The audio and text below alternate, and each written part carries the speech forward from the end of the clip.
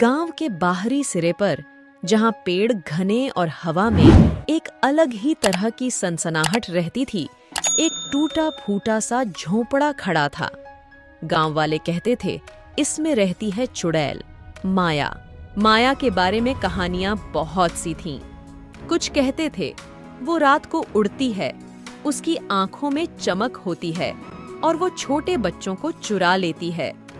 कुछ का मानना था वो जड़ी बूटियों की जानकार है और गांव वालों को बीमारियों से बचाती है।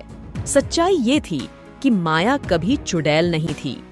वो एक वैद्य की बेटी थी जिसके पिता गांव के लोगों का इलाज किया करते थे।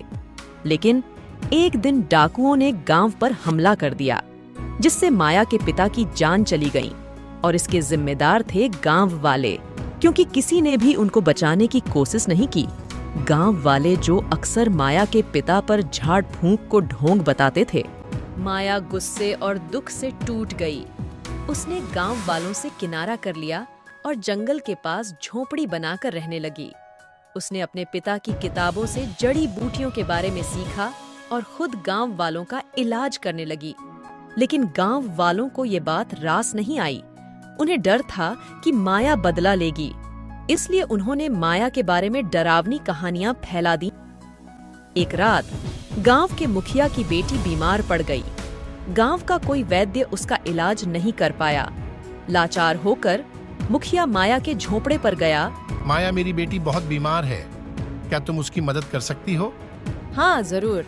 माया ने लड़की को देखा और उसे जड़ी बूटियों से बनी दवा दी। कुछ ही दिनों में लड़की ठीक हो गई।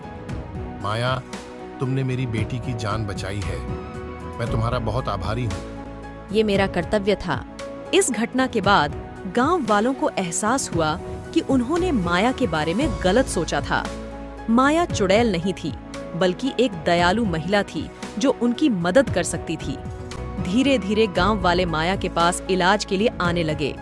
माया ने उन्हें कभी ना नहीं कहा। इस तरह चुड़ैल मानी जाने वाली माया गांव की रक्षक बन गई।